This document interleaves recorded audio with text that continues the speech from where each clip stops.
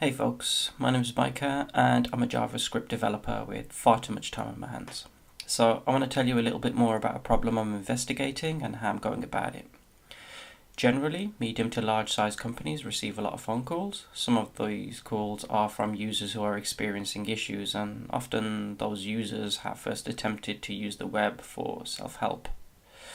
Answering calls is a relatively expensive method of contact for a business, and businesses generally prefer to communicate via more efficient digital methods.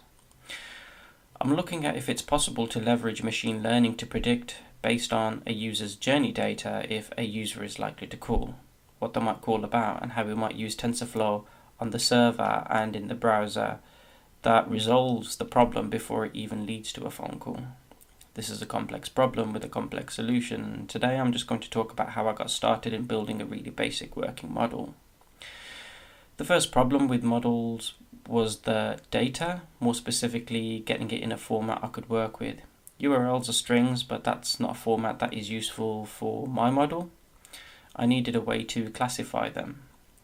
I could have numbered them all instead, but then I'd run the danger of the model placing a value on the number used to categorize the URL. This would lead to an unintended bias, which would then taint any predictions the model went on to make.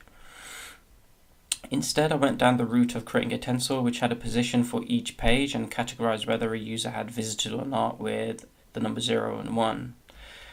I then paired this with a second tensor containing information on whether the user had called with a 0 and 1. The final part to making an initial prediction was to select the right activation function, optimizer and loss function for the job. This involved a lot of research into what the different types are and how they work. For now, I've settled on using a logistic activation function, otherwise known as a sigmoid, binary cross-entropy loss function, and a stochastic gradient descent optimizer. I may change them in the future, but for now that's what I'm using. Finally, I'm running my dummy data through a single batch over 500 epochs. To interact with the model, I've created a rather Spartan UI which lets you select pages visited and shows a prediction on whether a call is likely to be made. I like building interactive models when solving problems, as it's easier to visualize and understand what's going on. All that's left for me to do is select pages that were visited and make a prediction and see if it's as I would expect.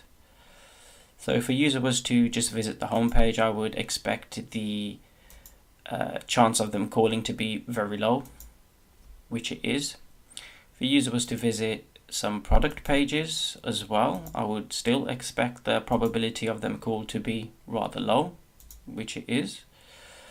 If a user visited a help page, I would expect the probability of them call to increase, which it does. If you visited multiple help pages, the probability of you calling is probably going to be greater. If you were to visit all of the help pages, I think it's quite likely that you were definitely going to call. It may be that you visit some help pages and some product pages, in which case you probably ended up on the help pages looking for something quite specific, so the probability of you still calling is still generally quite high. So the model's predicting data as I would expect it to. My next steps are going to be to set up the ability to process data in batches and feed it actual data with real outcomes and compare that against the model.